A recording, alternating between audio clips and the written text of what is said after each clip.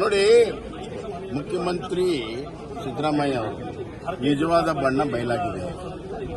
ನಮ್ಮಷ್ಟಕ್ಕೆ ತಾವೇ ಬಹಳ ಪ್ರಾಮಾಣಿಕರಂತ self certificate ಕೊಡ್ತಾರೆ.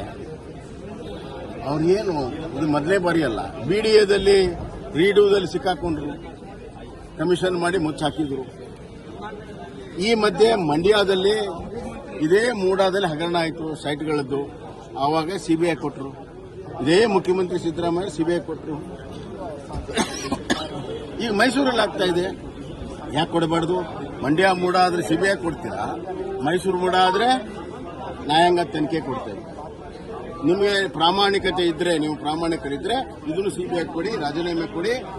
ಎಲ್ಲಿವರೆಗೂ ತನಿಖೆ ಆಗಲ್ಲ ಅಲ್ಲಿವರೆಗೂ ರಾಜೀನಾಮೆ ಕೊಡಿ, ಸಿಬಿಐ ಕೊಡಿ. ಯಾಕೆ ಮಂಡ್ಯದಲ್ಲಿ ಅಪೋಸಿಷನ್ ಪಾರ್ಟಿ ಮೇಲೆ ಆಪಾದನೆ ಇತ್ತು, ಅದಕ್ಕೆ ಸಿಬಿಐ ಕೊಡ್ತೀರಾ? ಈಗ ನಿಮ್ಮ ಮೇಲೆ ಆಪಾದನೆ ಬಂದಿದೆ, ಮುಚ್ಚಾಕುವ ಸಲುವಾಗಿ ಜುಡಿಷಿಯಲ್ ಕಮಿಷನ್. ಯಾವ ಜುಡಿಷಿಯಲ್ ಕಮಿಷನ್ ಇವತ್ತು ಯಾವ ಹಗರಣ ಹೊರಗೆ ತೆಗೆದಿದೆ ಕರ್ನಾಟಕದಲ್ಲಿ? ಇದು ಮುಚ್ಚಾಕುವ ಸಲುವಾಗಿ ಜುಡಿಷಿಯಲ್ ಕಮಿಷನ್ ಮಾಡಿದ್ದಾರೆ.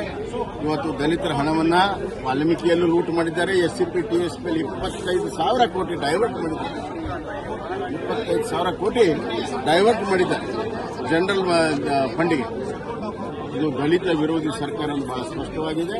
ಮೂಡಾದಲ್ಲಿ ಸ್ವಂತ ಸಿಕ್ಕಾಕೊಂಡಿದ್ರಿಂದ ಇಡೀ ಇನ್ನು ಮುಂದಿನ 3 ವರ್ಷ ಅವರು ತಮ್ಮನ್ನು ಉಳಿಸಿಕೊಳ್ಳೋ ಪ್ರಯತ್ನ ಮಾಡ್ತಾರೆ ಹೊರತಾಗಿ ಉದ್ಧಾರ ಮಾಡುವಂತ ಯಾವ ಕೆಲಸ. ಇವತ್ತು ಪ್ರತಿಭಟನೆ ಮಾಡಿದ್ರಲ್ಲ, ಅದರ ಮೂಲ ಉದ್ದೇಶ ಅದೇ ಸಿಬಿಐ ಕೊಡಬೇಕು ಅನ್ನೋದು ಆಗ್ರಹ. ಕೊಡಬೇಕು, ರಾಜೀನಾಮೆ ಕೇವಲ ಸಂಸತ್ ಹೊರಗಡೆ ಮಾತ್ರ ತಾವು ಇವತ್ತು ಪ್ರತಿಭಟನೆ ನಡೆಸಿದ್ರಿ. ಸಂಸತ್ ಒಳಗಡೆ ಮೊನ್ನೆ ವಿಶ್ವೇಶ್ವರ ಹೆಗಡೆ ಅವರು ಪ್ರಸ್ತಾಪ ಮಾಡಿದ್ರು. ಈ ಮುಂದಿನ ವಾರ ಅದಕ್ಕೆ ವಿಸ್ತೃತವಾದ ಚರ್ಚೆಗೆ ಮತ್ತೆ ನಾವು ಕೇಳ್ತೇವೆ. ಓಕೆ.